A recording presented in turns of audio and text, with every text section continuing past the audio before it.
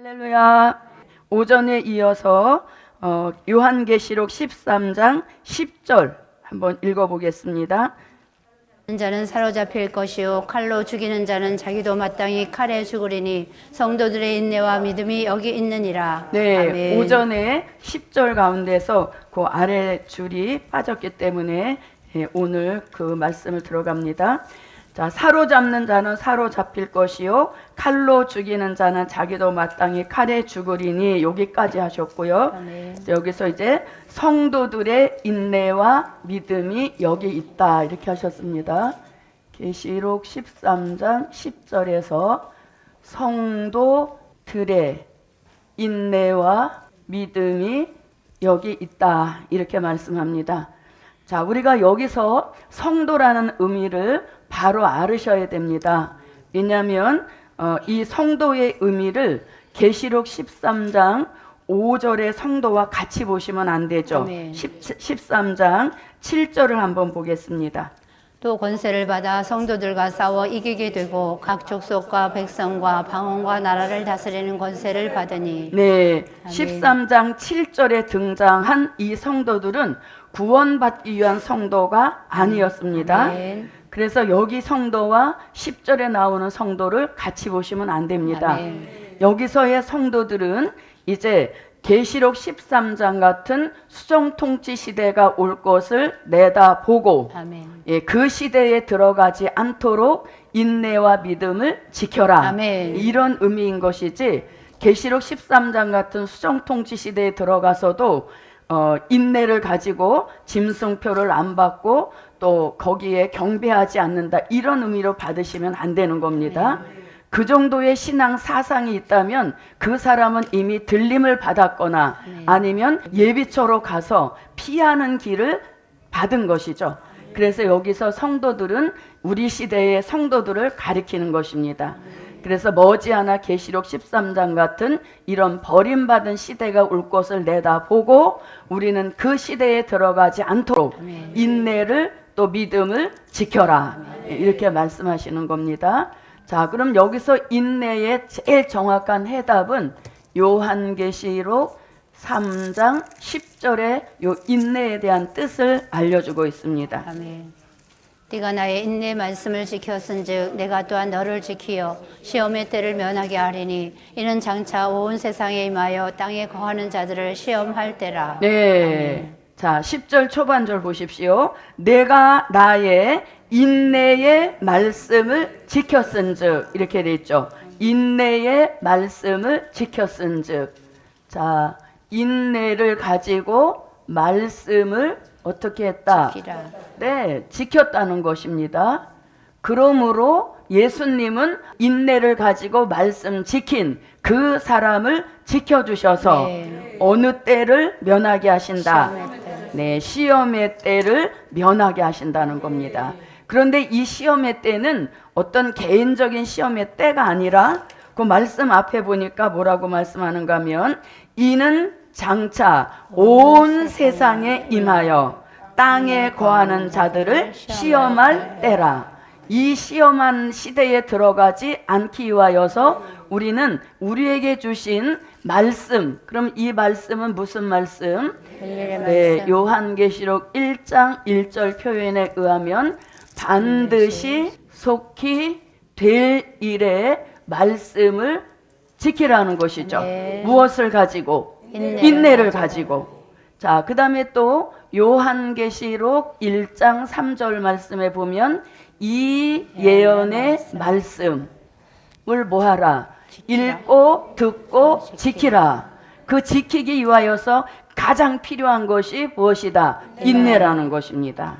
그래서 이 복음은 끝까지 인내로 버텨야 말씀이 보장하시는 축복을 받게 되는 것이고 특별히 어느 때를 시험의 때, 네, 이 시험의 때가 지금 우리가 공부하고 있는 요한계시록 13장 수정통치 시대를 가리키는 것입니다. 그래서 이것이 그 수정통치 시대 안에 들어가서 인내를 가지고 믿음을 지켜서 짐승표도 안 받고 짐승의 우상에게 경배도 안 한다. 이렇게 하면은 이거는 말씀이 전혀 안 맞습니다. 왜냐하면 수정통치 시대에 들어간 사람들은 한 사람도 빠짐없이 다 경배하고 모든 자들에게 짐승표를 친다 했기 때문에 이 말씀하고는 전혀 상관이 없는 겁니다. 그래서 이것은 우리 시대의 성도들이 인내를 가지고 이 시대에 합당하게 주신 반드시 속히 될 일의 말씀, 이 예언의 말씀을 지키라는 것입니다. 자, 지키기 원하시면 아멘. 그러기 위하여서는 뭐가 있어야 된다? 인내입니다. 그래서 인내는, 자 보세요. 이 인내에 대해서는 야고보 사도가 야고보 1장 2절로 4절을 한번 가보겠습니다. 내 형제들아 너희가 여러 가지 시험을 만나거든 온전히 기쁘게 여기라. 이는 너희 믿음의 시련이 인내를 만들어내는 줄 너희가 알미라. 인내를 온전히 이루라. 이는 너희로 온전하고 구비하여 조금도 부족함이 없게 하려 함이라. 네, 아멘. 우리에게 말씀을 지키기 위하여서 반드시 인내가 필요한데 그 필요한 인내를 가지고 있지 않으면 하나님은 그 없는 인내를 만들어내시기 위하여서 우리에게 뭘 주신다? 믿음의 시련을 주셔서라도 없는 인내를 만들어내시고 창출하시는 그런 역사가 있다는 것이죠. 그래서 마지막 복음 받은 종들에게는 인내가 생명과 같은 것입니다. 왜? 우리는 예언의 성취를 바라보고 가기 때문에 끝까지 인내를 가지고 우리에게 주신 말씀을 지켜야 된다는 것입니다. 그래서 인내하면 야고보 사도는 인내의 모델, 인내의 그 우리의 하나의 믿음의 그 선진을 누구로 봅니까? 네, 욥의 인내를 꼽습니다. 아멘. 자, 야고보서 5장 11절입니다. 보라 인내하는 자를 우리가 복되다 하나니 너희가 욥의 인내를 들었고 주께서 주신 결말을 보았거니와 주는 가장 자비하시고 긍휼히 여기는 자신이라. 네, 아멘. 그래서 인내하면 그 믿음의 선진 중에서 욥을 꼽는 것입니다. 그래서 저도 여러분도 욥 같은 인내를 가지고 말씀을 지켜야 시험의 때를 면하도록 예수님이 우리를 지켜주신다는 겁니다. 시험의 때 수정통치 시대에 안 들어가려면 우리는 뭐만 잘하면 됩니까? 우리에게 주신 될 일의 말씀, 예언의 말씀을 인내를 가지고 지켜내면 예수님은 말씀 지킨 나를 지켜주셔서 시험의 때 수정통치 시대에 들어가지 않도록 지켜주신다. 이렇게 말씀하시는 것이죠. 자, 그런데 우리가 야고보서 5장을 읽어보면 욥의 인내에 대해서도 조금 더 상세하게 말씀을 하고 있습니다. 욥의 인내를 조금 세분화해 보면 이렇게 됩니다. 자, 욥의 인내는 참는 인내입니다. 참는 인내. 자, 참으라는 말씀이 야고보서 5장 7절에서 길이 참으라 이렇게 아멘. 말씀합니다. 그러므로 형제들아 주의 강림하시기까지 길이 참으라. 보라 농부가 땅에서 나는 귀한 열매를 바라고 길이 참아 이른 비와 늦은 비를 기다리나니. 아멘. 네, 언제까지 참으라? 주의 강림하시기까지 길이 참으라는 것입니다. 길이 참으라는 것입니다. 자, 그러면 참는다라고 하는 것은 내면에서 일어나는 일들을 잘 참는다는 뜻인 겁니다. 혈기가 올라온다든가 원망이 올라온다든가 짜증이 올라온다든가 내 내면에서 일어나는 그런 많은 육체의 소욕으로 일어나는 일들을 어떻게 해야지? 참아내라. 잘 참아야지. 그냥 참지 못하면 말씀도 버리게 된다는 것이죠.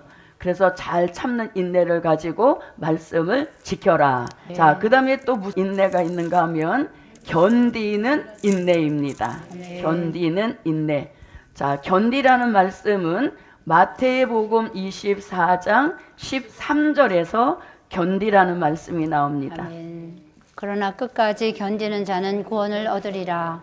아멘. 네, 언제까지? 끝까지. 주의 강림하시는 끝까지, 그 끝까지 견뎌야만 말씀도 지켜낼 수 있다는 아멘. 것입니다. 자, 그 다음에 또, 그러면 이 견디는 인내는 외면에서 오는, 즉, 환경을 통해 오는 여러 가지 어려운 일들을 잘 견디라는 것입니다. 물질 부족으로 오는 아픔도 잘 견뎌야 되고, 또 열악한 환경이라든가 질병이라든가 사람을 통해 오는 다양한 여러 가지 어려운 일이 있을 때 그것도 어떻게 해야 잘 견뎌야만 말씀을 지켜낼 수 있다는 것입니다. 자, 그 다음에 또 어떤 인내가 있냐면 기다리는 인내입니다. 기다리는 인내. 자, 기다리는 인내는 하박국 2장 1절로 3절에서 모든 것은 다 정한 때가 있어서 그 정한 때가 이르도록 기다리라는 것입니다. 그래서 조급함하고 인내하고는 너무 거리가 먼 것이죠. 자, 하박국 2장 1절로 3절입니다.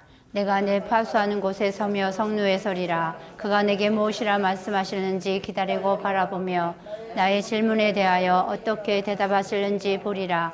그리하였더니 여호와께서 내게 대답하여 가라사대 너는 이 묵시를 기록하여 판에 명백히 새기되 달려가면서도 읽을 수 있게 하라. 이 묵시는 정한 때가 있나니 그 종말이 속히 이르겠고 결코 거짓되지 아니하리라. 비록 더딜지라도 기다리라. 지체되지 않고 정령 응하리라. 네. 자, 그래서 저도 여러분도 정한 때까지 잘 기다리는 그런 인내가 필요한 것입니다. 아멘. 그러면 이 정한 때를 이렇게 볼 수 있습니다. 예언은 반드시 정한 때가 되면 무엇 된다? 성취되는 것이 진리인 것입니다. 예언은 반드시 성취를 목적으로 한 말씀이기 때문에 성취될 때까지 기다리는 인내가 있어야 말씀도 지켜낸다는 것입니다. 자, 그 다음에 언약한 것은 반드시 이루어지는 것이죠. 네, 언약한 것은 이루어진다. 그때까지 뭐하라? 기다리라는 것입니다. 자, 그 다음에 우리에게 주신 약속이 있는데 이 약속은 뭐 된다? 반드시 시행되는 것입니다. 그래서 그때까지 우리가 기다려야 복음의 좋은 일을 맞이하게 하시는 이런 축복을 주시는 겁니다.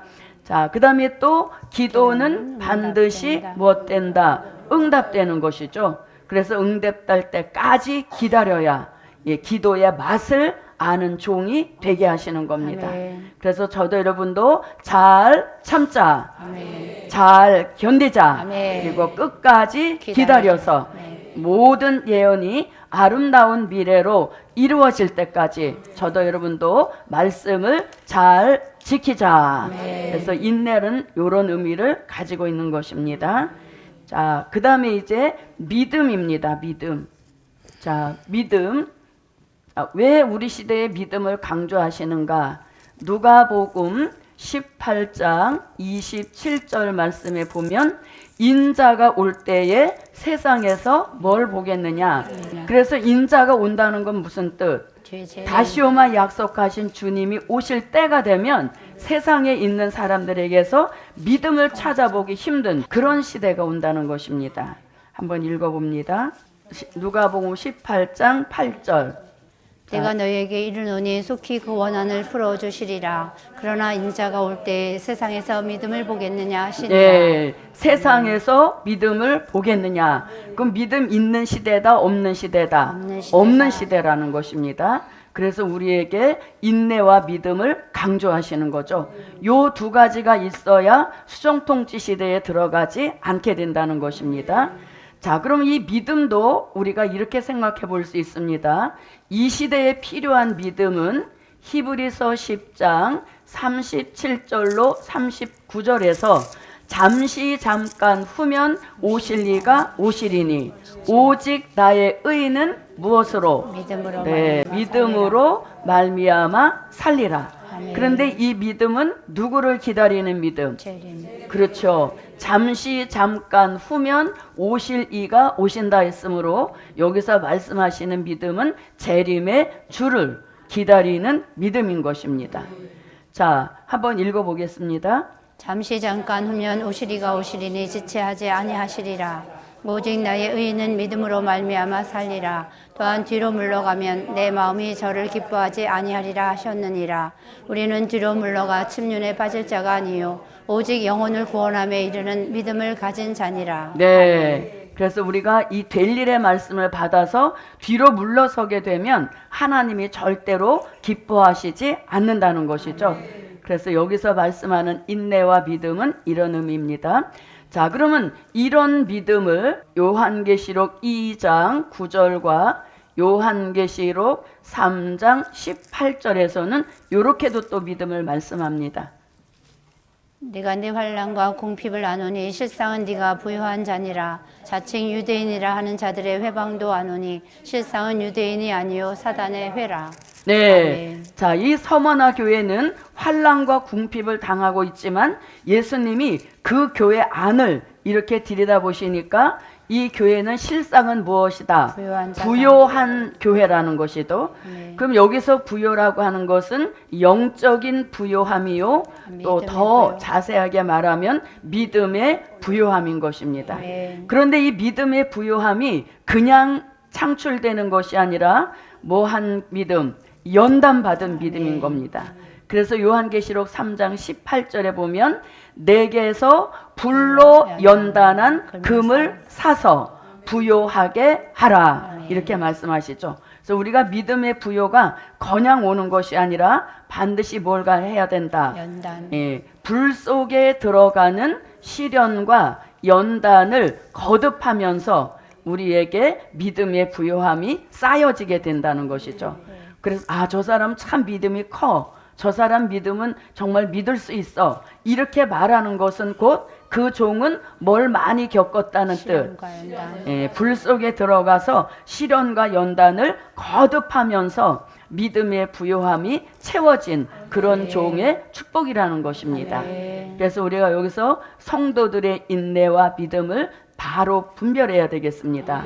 어디에 들어간 성도가 아니고 수정통치 시대에 들어간 성도가 아니라 이런 계시록 13장 같은 시험의 때가 올 것을 내다보고 복음 받은 종들은 자기마다 뭘 가지고 인내를 가지고 내 이 말씀을 아주 목숨 걸고 지키라는 것이에요.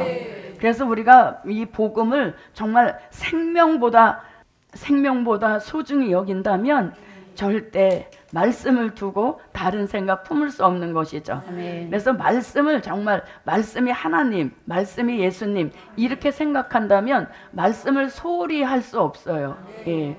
근데 말씀하고 하나님하고 이거를 이분화 시켜버리니까 말씀이 아무것도 아닌 것처럼 소홀히 여기는 그런 것이 가끔 있다는 얘기인 것이죠. 그래서 저도 여러분도 인내를 가지고 말씀을 목숨 걸고 지키자.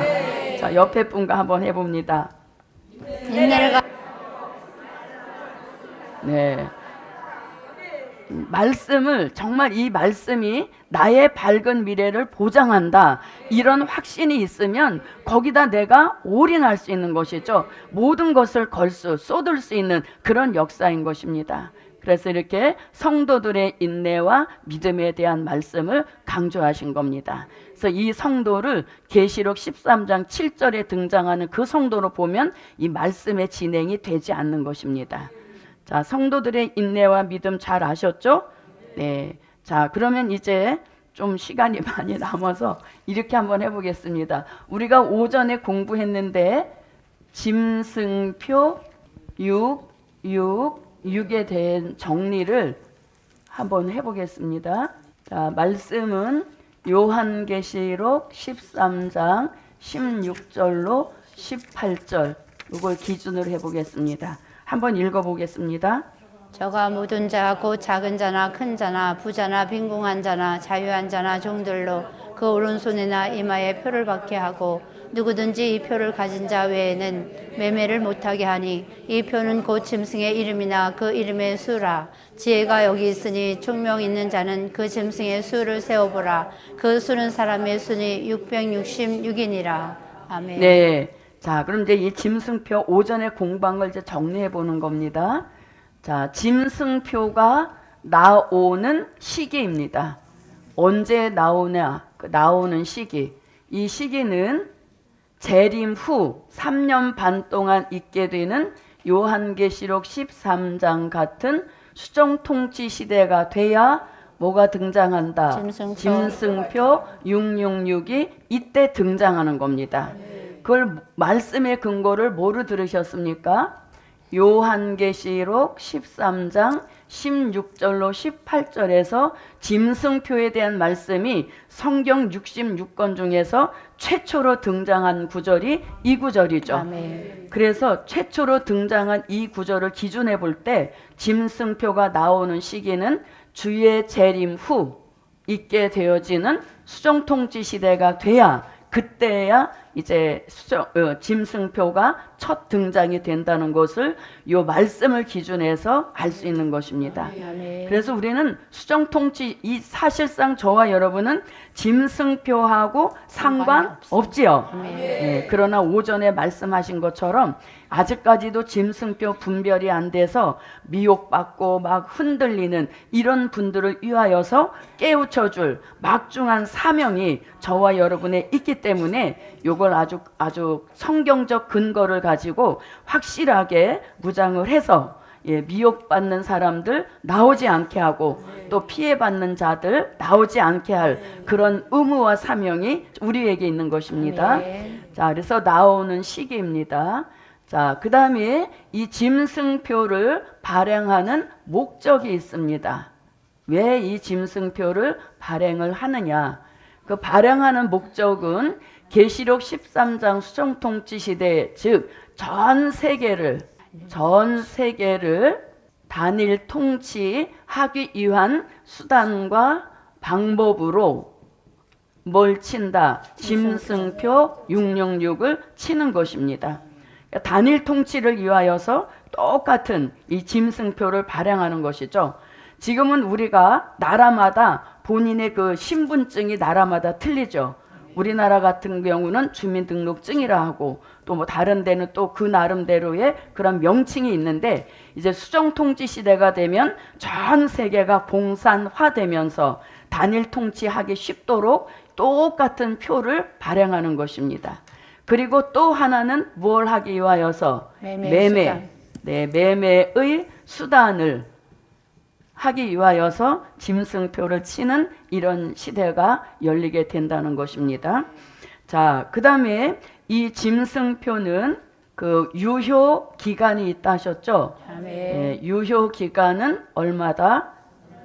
네, 요거는 3년 반, 후 3년 반 수정통치 그 시대만 쓰여지는 것이죠.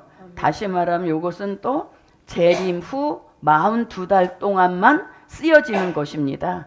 그래서 그 전에 나와도 필요 없는 것이고 그 후에도 필요 없고 딱 42달 그 기간 동안에만 쓰여지는 그 표이기 때문에 우리 시대에 나올 이유가 없는 것입니다.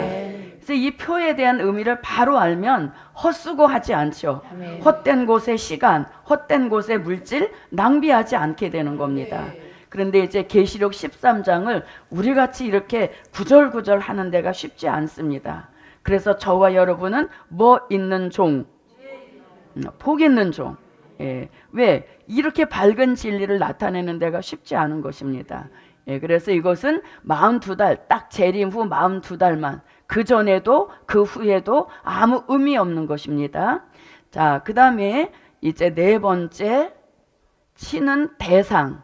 자, 누구에게 치느냐? 그것은 말할 것도 없이 수정통치 시대에 들어간 모든 사람들입니다. 모든 사람들. 수정통치 시대에 들어간 모든 사람들. 자, 그 말씀 한번 읽어보겠습니다. 16절을 한번 읽어보겠습니다. 계시록 13장 16절입니다. 저가 모든 자, 곧 작은 자나 큰 자나 부자나 빈궁한 자나 자유한 자나 종들로 그 오른손이나 이마에 표를 받게 하고 네, 모든 자 하면서 작은 자, 큰 자, 부자, 빈궁한 자, 자유한 자, 종들 모든 사람들이 다 받을 수밖에 없다는 것입니다. 그래서 수정통치 시대에 들어가서 환란 후 휴거를 주장하는 사람들은 이 환란을 통과해야 된다. 그래서 뭐 무인도에 들어가서 숨어 살고 이렇게 말하는 것은 하나의 그냥 상상, 스토리에 불과한 것이지 진리는 아닌 것이죠. 그래서 모든 사람들, 수정통치 시대에 들어간 사람들은 예외 없이 다 받게 된다는 것입니다. 자, 그 다음에 5번째, 치는 곳. 자, 어디에다 친다? 이마와 오른손에 치게 되는 것입니다. 자, 이마에 친다는 것은 짐승 같은 생각, 짐승 같은 사상을 하게 된다는 겁니다. 짐승 같은 사상과 생각을 하게 된다는 것입니다. 또 오른손에 친다는 것은 짐승 같은 행동을 한다는 것이죠. 짐승 같은 행동을 한다는 겁니다. 결국 이것은 뭘 뜻하는가 하면 짐승의 형상을 이루며 사는 시대라는 것입니다.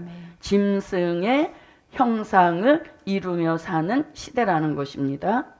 자, 오전에 우리가 공부 배웠습니다만, 자, 이 짐승표를 받으면 짐승의 형상을 이루는데 우리는 무슨 인을 맡고 하나님의 인을 맡고 택함 입은 하나님의 사람들은 하나님의 인을 어디에 이마에 치시는 축복인 것입니다. 그 말씀이 요한계시록 7장 1절로 4절을 말씀합니다. 그럼 우리는 하나님의 인을 이마에 맡게 되면 사상의 개조 변화가 오죠. 그렇게 개조 변화된 사상을 일컬어서 백마의 사상이라고 하는 것입니다. 복음이 최우선된 삶을 살게 하시는 이런 역사를 가리키는 것이죠. 그리고 우리는 예수 그리스도의 형상을 이루게 하시는 겁니다. 예수 그리스도의 형상을 이루게 하시는 축복인 것입니다. 자, 예수 그리스도의 형상을 이룬다는 말씀은 갈라디아서 4장 19절과 빌립보서 3장 21절과 고린도전서 15장 44절로 49절에서 말씀하시죠. 자, 이렇게 우리는 자, 택함 입지 못한 사람들은 수정통치 시대에 떨어져서 이마와 오른손에 짐승의 표를 받고 짐승의 형상을 이루는 아주 굉장히 차원 질이 낮은 그런 사람으로 나락에 떨어지지만 택함 입은 하나님의 사람들에게는 그 이마에 하나님의 인을 쳐주셔서 이 시대에 정신과 사상이 쇠약해지는 이런 것에 피해받지 않게 하시려고 우리들에게 백마의 사상을 철저하게 무장시켜 주시는 이 축복인 겁니다. 그래서 우리가 복음에 대한 절대성, 백마의 사상만 철저히 무장돼도 우리가 늘 노심초사 걱정하는 뭐에 안 걸린다? 치매에 안 걸리는 거죠. 왜? 사상이 복음으로 꽉 들어차 있으니까 그런 병을 걸릴 만한 여유가 이 뇌세포에 없는 것입니다. 별로 아멘이 별로. 자, 우리가 이 시대에 젊은 사람, 나이 든 사람 이 공포가 뭡니까? 정신이 쇠약해지고 치매인 것이죠. 그래서 그런 것들에 걸릴 염려가 없는 게 바로 백마의 사상. 복음이 꽉 들어차서 그런 잡다한 질병이 들어올 틈이 없는 게 완벽하게 개조된 뇌 역사를 가리키는 것이죠. 그래서 우리 모두 무엇으로? 백마의 사상으로 철저히 무장되어서 치매와 상관없음. 그런 축복을 주시는 겁니다. 그러면서 우리가 그리스도의 형상을 이루는 이러한 축복을 주시는 거죠. 그래서 이렇게 치시는 곳은 이마와 오른손이라는 것입니다. 자, 그 다음에 이 표를 받으면 그 사람의 최후는 어떻게 되는가? 자, 6번째, 짐승표를 받은 사람의 최후. 짐승표를 받은 사람의 최후는 요한계시록 16장 1절로 2절과 요한계시록 14장 9절로 11절에서 짐승표 받은 자의 최후를 말씀하고 있습니다. 아멘. 또 다른 천사 곧 셋째가 그 뒤를 따라 큰 음성으로 가로되 만일 누구든지 짐승과 그의 우상에게 경배하고 이마에나 손에 표를 받으면 그도 하나님의 진노의 포도주를 마시리니 그 진노의 잔에 섞인 것이 없이 부은 포도주라. 거룩한 천사들 앞과 어린 양 앞에서 불과 유황으로 고난을 받으리니 그 고난의 연기가 세세토록 올라가리로다. 네. 짐승과 그의 우상에게 경배하고 그 이름의 표를 받는 자는 누구든지 밤낮 쉼을 얻지 못하리라 하더라. 네. 아멘. 계시록 16장 1절로 2절에 보니까 짐승표를 받으면 무엇 받는다? 산자의 심판의 대상이 된다는 겁니다. 그래서 산자를 심판하시는 방법이 진노의 7 대접을 하나씩 쏟으면서 심판을 하시는데, 이 짐승표를 받게 되면 이제 산자의 심판의 대상이 된다는 이러한 뜻이죠. 자, 심판을 받으면 그 몸은 무엇이 되고, 네, 새의 밥이 되고 그 영혼은 어디로 들어갑니까? 음부로 떨어지는 것이죠. 음부로 떨어져 있다가 백보자 심판이 열리면 그때 어디로 들어갑니까? 불못에 들어가는 신세가 되고 만다는 것이죠. 세세토록 고난을 받게 된다는 것입니다. 그래서 짐승표가 이렇게 심각한 결과를 가져오는 것이죠. 그래서 이 짐승표는 불못, 다시 말하면 지옥에 가는 표와 같다는 것입니다. 그래서 어느 누구라도 이 표를 받지 않아야 된다는 것입니다.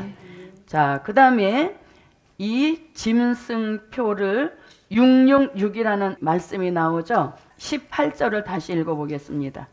지혜가 여기 있으니 총명 있는 자는 그 짐승의 수를 세어보라. 그 수는 사람의 순이 666이니라. 네. 자, 그러면 이제 요 666의 의미에 대해서 한번 알아봅니다. 666의 의미.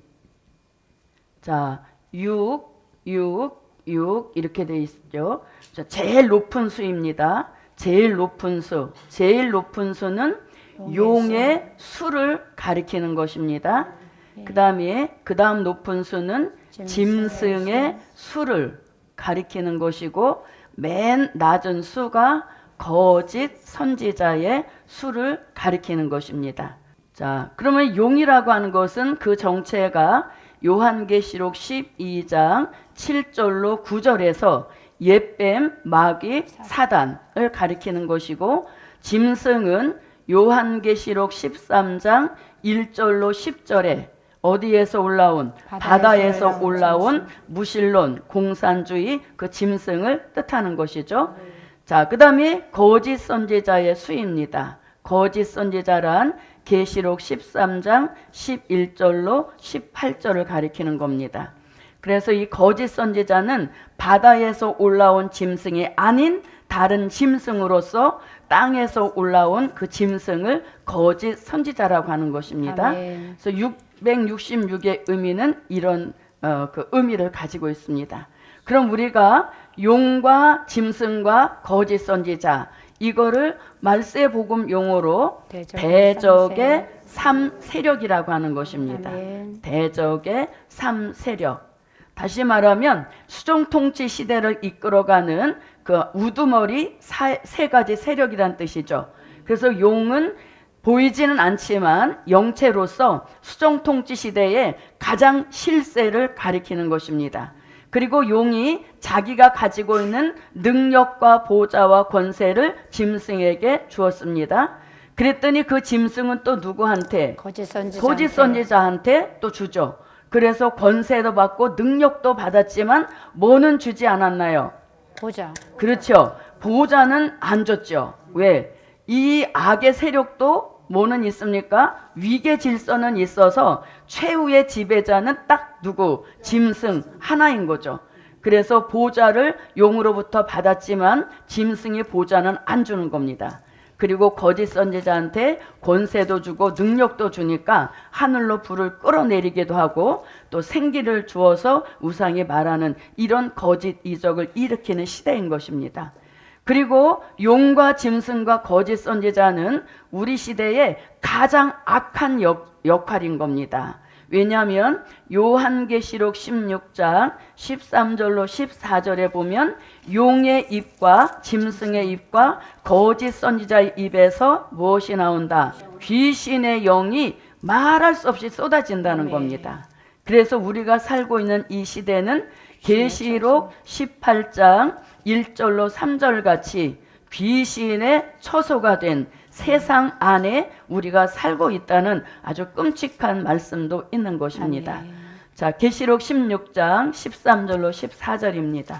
또 내가 봄에 개구리 같은 새 더러운 용의 입과 짐승의 입과 거짓 선지자의 입에서 나오니 저희는 귀신의 영이라 이적을 행하여 온 천하 임금들에게 가서 하나님 곧 전능하신 이의 큰 날에 전쟁을 위하여 그들을 모으더라. 네, 아멘. 귀신의 영. 결국 뭐를 일으킵니까?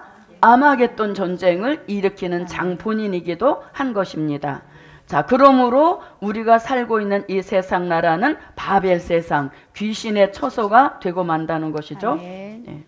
2일 후에 다른 천사가 하늘에서 내려오는 것을 보니 큰 권세를 가졌는데 그의 영광으로 땅이 환하여지더라. 힘센 음성으로 외쳐 가로되 무너졌도다 무너졌도다 큰 성 바벨론이여 귀신의 처소와 각종 더러운 용의 모이는 곳과 각종 더럽고 가증한 새에 모이는 곳이 되었도다.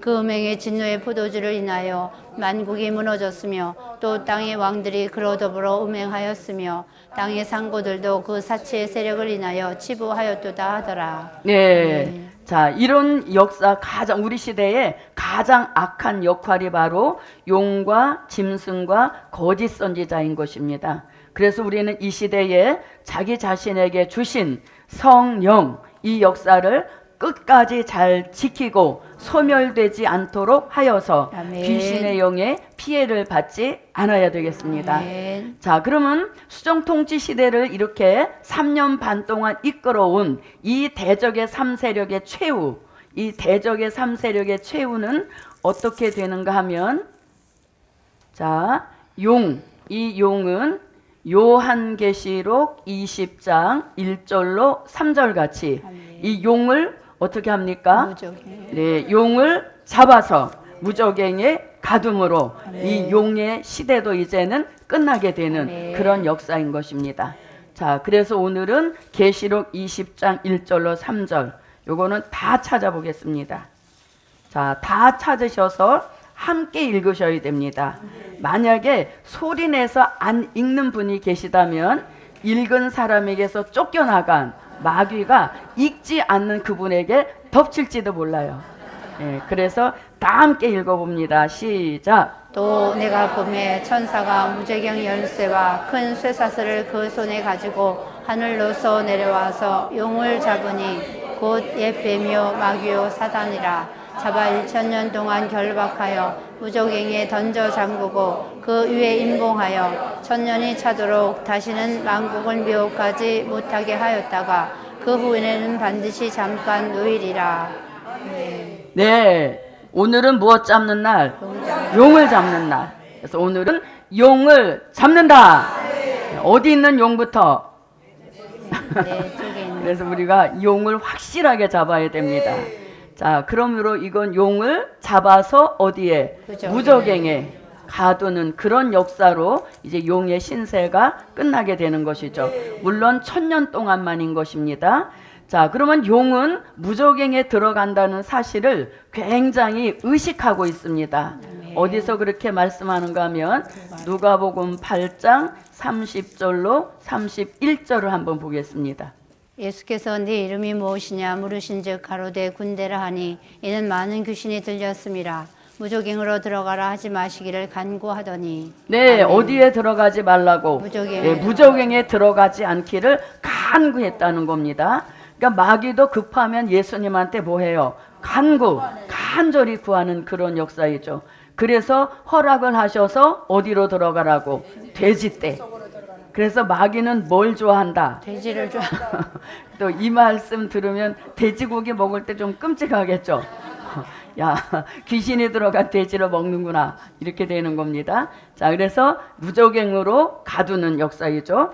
자, 그 다음에 이제 3년 반이 딱 끝나면 산자의 심판을 통해서 가장 먼저 심판하는 게 용인 것입니다. 네. 그 다음에 짐승과 거짓 선지자는 한 통속이었어요. 네. 그래서 심판하는 방법도 똑같이 하십니다. 네. 자, 그 심판하시는 방법은 요한계시록 19장 19절로 20절입니다.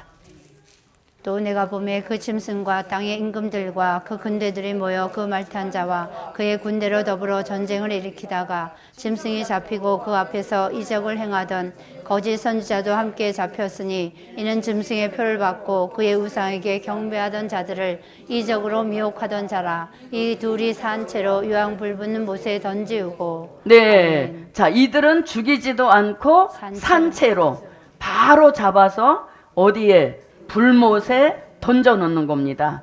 그래서 우리가 생각할 때는 마귀가 불못, 지옥에 가장 먼저 들어가는 1순위일 것 같은데 성경에 보니까 누가 1순위입니까? 짐승과 공산주의, 거짓 선지자. 그리고 거짓 선지자. 그러니까 하나님은 공산주의를 그렇게 싫어하시고 아주 증오하신다는 것을 여기서 또 알려주시죠. 그러면 이들이 불못에 들어가서 고난받고 있다는 확인을 해주시는 말씀이 있는데 그 20장 말씀이 10절. 요한계시록 20장 10절입니다. 또 저희를 미혹하는 마귀가 불과 유황못에 던지우니 거기는 그 짐승과 거짓 선지자도 있어 세세토록 밤낮 괴로움을 받으리라. 네. 자, 여기서 이제 20장 10절에서는 누가 불못에 들어갑니까? 용. 마귀가, 무저갱에 갇혀있던 마귀가 천년이 끝날 때쯤 됐으면 한번 놓여 나왔다가 이제 자기 끝 사명을 감당한 후에 이제 불못으로 들어가는 것이죠. 마귀가 불못에 딱 들어가면서 야, 내가 지옥의 아랫목에 차지하겠구나 하고 딱 들어가 봤더니 벌써 누가 와 있는 겁니까? 짐승과 거짓 선지자. 짐승 같은 무신론 공산주의자, 그리고 처음에부터 거짓 선지자는 아니었겠죠. 탈선한 지도자들이 뭐라고 두 팔을 벌려서 웰컴 투 마이 월, 자기 세상에 온 거를 환영해 주는 거죠. 그래서 이렇게 불못에 짐승과 거짓 선지자가 들어간 걸 또 한번 확인해 주시는 이런 말씀인 것이죠. 자, 이게 바로 수정통치 시대를 이끌어가는 대적의 3세력을 심판하시는 역사를 가리킨 겁니다.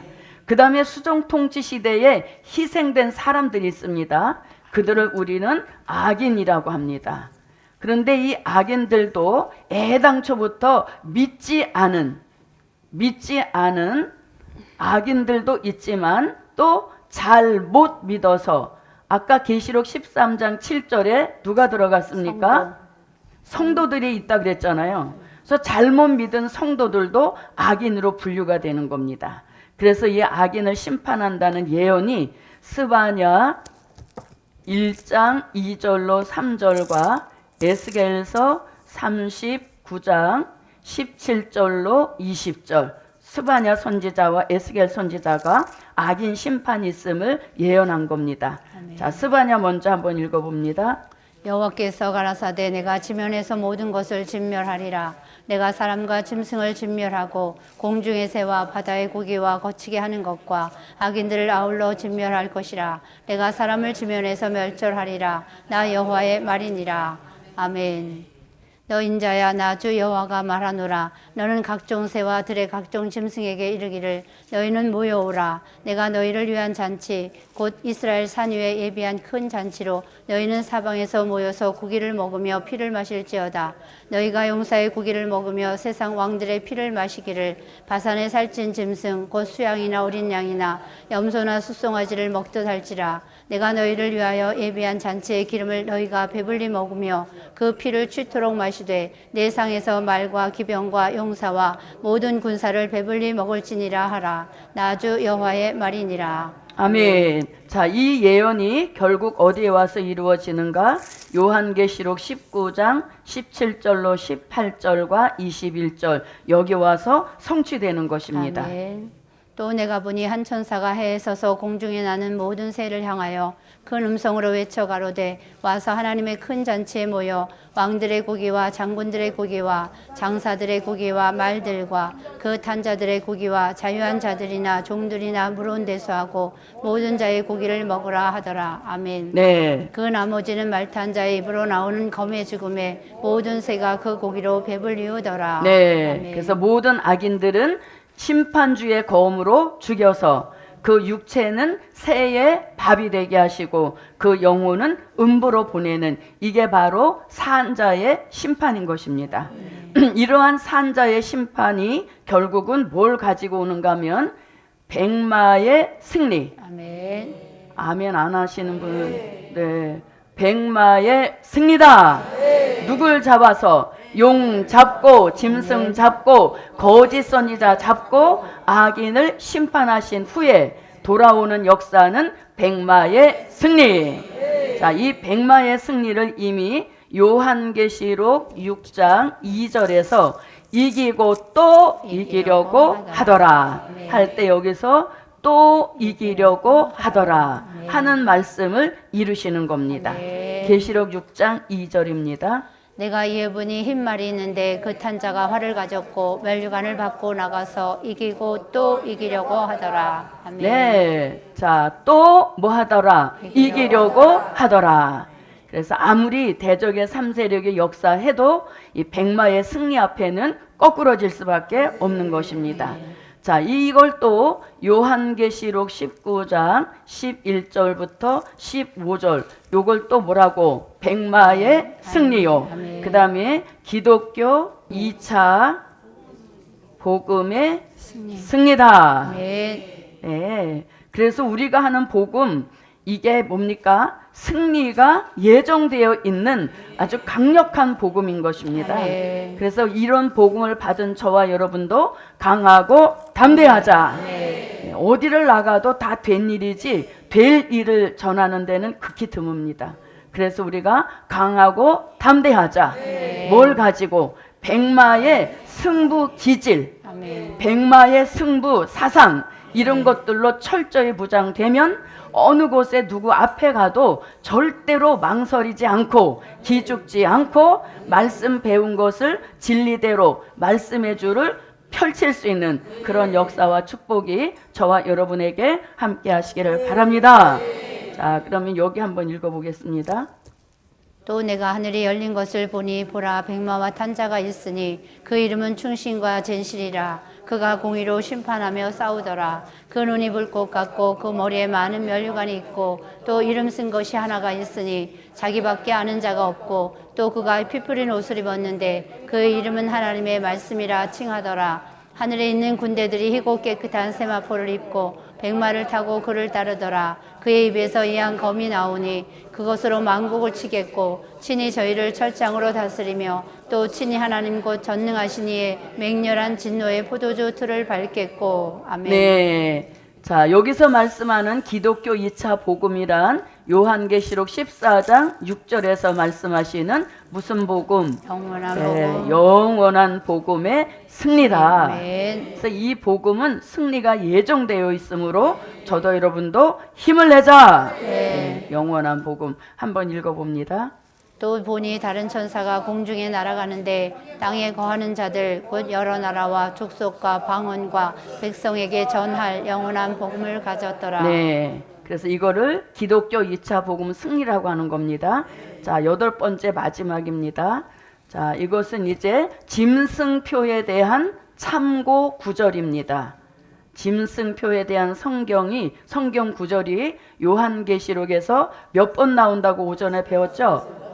자, 한번 봅니다. 최초로 등장한 것이 요한계시록 13장 16절로 18절, 요한계시록 14장 9절로 11절, 그리고 요한계시록 15장 2절로 4절, 그리고 요한계시록 16장 1절로 2절, 그리고 요한계시록 19장 19절로 20절, 그리고 요한계시록 20장 4절로 6절. 이게 이제 짐승표에 대한 다 동원된 참고 구절인 것입니다. 네. 자, 그러면 보세요. 제가 14장 다음에 15장을 요 밑에다 써야 되죠. 그죠? 요렇게 순서대로 보면 13장, 14장 나갔으면 15장이 요 아래로 들어와야 되는데 제가 요걸 따로 분리를 시켰습니다. 왜 분리를 시켰는가 하면 여기는 다 짐승표를 받은 사람들이에요. 그런가 하면 이쪽은 받지 않은 사람들.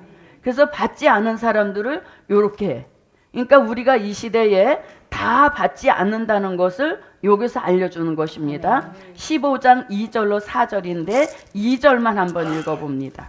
또 내가 보니 불이 섞인 유리바다 같은 것이 있고 짐승과 그의 우상과 그의 이름의 수를 이기고 벗어난 자들이 유리바닷가에 서서 하나님의 검은 고를 가지고 아멘. 네, 이 사람들은 짐승표를 이기고 벗어났다 그랬죠. 아멘. 그럼 지금 이 노래를 부르는 곳은 어디입니까? 보호처. 보호처에 들어가서 심판받지 않게 된 것을 감사해서 부르는 찬양, 어린 양의 노래, 또 모세의 노래를 부르는 역사이죠. 그럼 이들이 짐승표를 받지 않은 것은 보호처에 들어갔기 때문에 안 받은 게 아니라 예비처. 이미 어디에 들어가 있으므로 예비처. 이미 예비처라는 곳에 들어가 있었기 때문에 수정통치 시대 짐승표를 안 받은 것이죠. 네. 그리고 수정통치 시대가 끝나고 산자의 심판이 진행이 되니까 보호처로 옮겨지는 이 역사를 받은 것입니다. 아멘. 그래서 이렇게 예비처에 들어가 있으므로 받지 않았다는 것이죠. 자, 그 다음에 계시록 20장 4절을 보겠습니다. 4절만. 또 내가 보자들을 보니 거기 앉은 자들이 있어 심판하는 권세를 받았더라. 또 내가 보니 예수의 증거와 하나님의 말씀을 인하여 목배임을 받은 자의 영혼들과 또 짐승과 그의 우상에게 경배하지도 아니하고 이마와 손에 그의 표를 받지도 아니한 자들이 살아서 그리스도로 더불어 1000년 동안 왕노릇하니. 네. 아멘. 자, 20장 4절에서도 짐승표 받지 않은 사람 이야기를 하고 있죠. 아멘. 그런데 여기서 짐승표를 받지 않은 사람들은 누구입니까? 왕권의 축복을 받아 나오는 하나님의 입맞은 종들을 가리키는 것이죠. 예, 하나님의 입맞은 종들. 그들은 요한계시록 7장 1절로 4절을 가리키는 겁니다. 그래서 짐승표를 안 받은 사람은 두 부류라는 겁니다. 아멘. 하나는 15장 2절로 4절 같이 보호처에 들어간 사람들인데 이들의 먼저 있던 곳은 예비처입니다. 그래서 예비처에 들어간 사람들은 누굽니까? 요한계시록 7장 9절로 14절 같이 어린 양의 피에 옷을 씻어 희게 한 이 흰옷 입은 무리들도 이러한 무시무시한 수정통치 시대가 오기 전에 이미 예비처로 피하게 하신 이런 역사이기 때문에 짐승표를 받지 않은 것이고, 아멘. 그리고 이들을 예비처로 인도한 하나님의 입맞은 종들은 어디에 감으로 들림받아 올라가 있으므로 이들도 짐승표를 받지 않았다는 아멘. 얘기예요. 그래서 짐승표를 받지 않고 사는 길은 두 길인데, 하나는 뭘 하든지 들림받아 올라간 하나님의 입맞은 종들이 되든지, 아니면 이 종들이 다시 예언 외칠 때에 그 외침을 듣고 따라 나오는 흰옷 입은 무리 안에 들어가야 이 짐승표 수정통치 시대와 상관없게 하신다는 겁니다. 그래서 다 받지 않고 받지 않는 사람들도 두 부류가 있다는 것을 정확하게 알려주는 겁니다. 아멘. 그래서 환난 통과설은 잘못됐다는 아멘. 것을 또 알려주는 것이죠. 그래서 오늘은 이렇게 한번 정리를 해봤습니다. 기도드립니다. 고맙고 감사하신 아버지 하나님, 우리가 살고 있는 이 시대는 살얼음을 디딘 것과 같은 아주 힘들고 어려운 시대입니다. 복음 받은 종들이 혹시 사단의 타켓이 되지 않도록 임마누엘 날개 아래 덮어주셔서 어떠한 일에도 피해받지 않고 영과 혼과 몸이 우리 주 그리스도 강림하시는 그날까지 흠 하나 없이 보존되게 하옵소서. 저녁에 더 크신 역사 주실 줄 믿사옵고 예수 그리스도의 이름으로 기도하옵나이다. 아멘.